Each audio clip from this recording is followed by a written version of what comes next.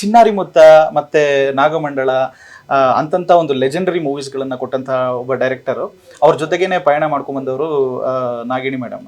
So ಎಲ್ಲೋ ಒಂದು ಕಡೆ female directors ಅಂತ ಹೇಳಿ ಬಂದಿದ ತಕ್ಷಣ ನಮ್ಮ ಇಂಡಸ್ಟ್ರಿನಲ್ಲಿ ಫೀಮೇಲ್ ಡೈರೆಕ್ಟರ್ಸ್ಗಳು ಕೆಲವು ಜನ ಇದ್ದಾರೆ. ಸೊ ಆ ಒಂದು ಕೊರಗು ನಮ್ಗೆ ಕಾಡ್ತಾ ಇದೆ. ಬೇರೆ ಇಂಡಸ್ಟ್ರಿಗಳಲ್ಲೆಲ್ಲ ತುಂಬಾ ಜನ ಇದ್ದಾರೆ, ಅಂದ್ರೆ ತಮಿಳಲ್ಲಿ ಆಗಿರ್ಬೋದು, ಬಾಲಿವುಡ್ ಅಲ್ಲಿ, ಅಂದ್ರೆ ತೆಲುಗುನಲ್ಲಿ ತುಂಬಾ ಜನ ಇದ್ದಾರೆ. ಬಟ್ ಆದ್ರೆ ನಮ್ಮದ್ರಲ್ಲಿ ಯಾಕೆ ತುಂಬಾ ಲೇಡಿ ಡೈರೆಕ್ಟರ್ಸ್, ಫಿಮೇಲ್ ಡೈರೆಕ್ಟರ್ಸ್ಗಳು ಯಾಕೆ ಮುಂದೆ ಬರ್ತಾ ಇಲ್ಲ? ಯಾಕಂದ್ರೆ ಇದು ಪುರುಷ ಪ್ರಧಾನವಾದ ಒಂದು ಸಮಾಜ.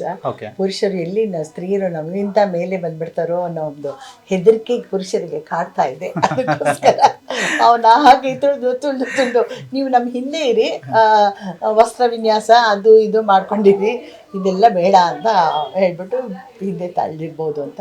ಬಟ್ ಎಲ್ಲ ಸ್ತ್ರೀ ಯಾವಾಗ್ಲೂ ಆಕೆ ಒಂದು ಮೇಲುಗೈ ಸಾಧಿಸೋಳೆ. ಅವಳಿಗೆ ಬೇರೆ ಆದ ಒಂದು ಥಾಟೇ ಇರುತ್ತೆ. ಅವಳಿಗೆ ಅವಳು ಹೀಗೆ ಮಾಡಬೇಕು, ಅವಳಿಗೆ ಎಲ್ಲ ರಂಗದ ಬಗ್ಗೆನೂ ಅವಳಿಗೆ ಗೊತ್ತಿರುತ್ತೆ. ಪುರುಷರಿಗಿಂತನೂ ಒಂದು ಮನೆ ನಡೆಸೋ ಜವಾಬ್ದಾರಿ ಆಗಿರ್ಬೋದು, ಆಮೇಲೆ ಹಣಕಾಸಿನ ಇದು ವಿಚಾರವಾಗಿರ್ಬೋದು, ಮನೇನ ಹೇಗೆ ತೂಗಿಸ್ಬೋದು, ಇಷ್ಟು ಬರೋ ಹಣದಲ್ಲಿ ನಾನು ಮನೇನ ಹೇಗೆ ಮೇಂಟೈನ್ ಮಾಡ್ಬೋದು ಅಂತ ಎಲ್ಲ ಅವಳಿಗೆ ಗೊತ್ತಿರುತ್ತೆ. ಸೊ ಹಾಗಾಗಿ ಅವಳೇನ ಗ್ರೇಟ್ ಅಂತ ನನ್ನ ಒಂದು ಭಾವನೆ. ಸೊ ಕೊಡಬೇಕು ನಮ್ಮಲ್ಲಿ, ಯಾಕೆ ಕೊಡಲ್ಲ ಅಂದರೆ ನಾನು ಹೇಳಿದ್ದೆ ಕಾರಣ.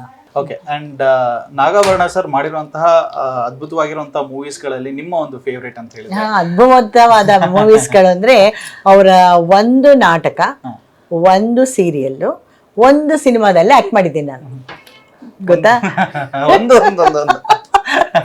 ನಾಟಕ ಬಂದು ಜೋಕುಮಾರಸ್ವಾಮಿ, ಆಮೇಲೆ ಸೀರಿಯಲ್ ಬಂದು ಶಂಕರನ ಎಂಥದ್ದು, ಅದು ತುಂಬ ಶುರುವಾದ ಹೊಸರಲ್ಲಿ 88 ಮಾಡಿರೋದು. ಈಗ ಕಾನೂರಾಯಣ ಅಂತ ಅಂದ್ಬಿಟ್ಟು ಇತ್ತೀಚೆಗೆ ಅವರು ನಿರ್ದೇಶನ ಮಾಡಿದ್ರು ಅದರಲ್ಲಿ. ಸೊ ಇದೊಂದು ದೊಡ್ಡ ಕಂಪ್ಲೇಂಟ್ ಇದೆ.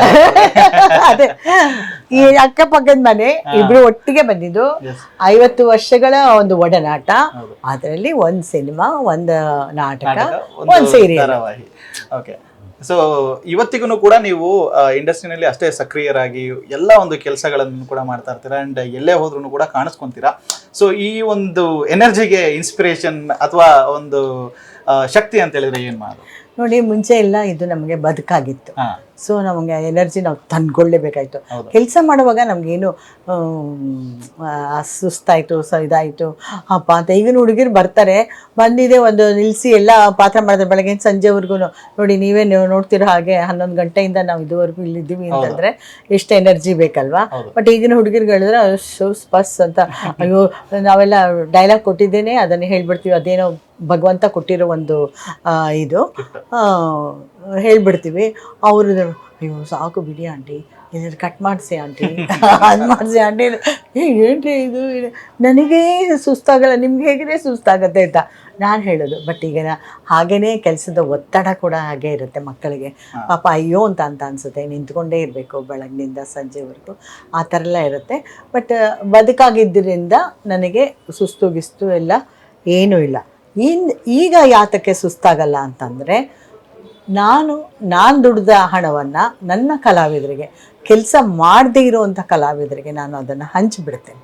ಸೊ ಹಾಗಾಗಿ ಅವರಿಗೋಸ್ಕರ ಆದರೂ ನಾನು ಕೆಲಸ ಮಾಡಬೇಕು, ನಾನು ಲವಲವಿಕೆಯಿಂದ ಇರಬೇಕು ಅನ್ನೋದನ್ನು ಮನಸ್ಸಿಗೆ ತೊಗೊಂಡು, ಮೈಂಡಿಗೆ ತೊಗೊಂಡು ಐ ಆಮ್ ಆಲ್ ರೈಟ್ ಅಂತ ಅನ್ಕೋತೀನಿ.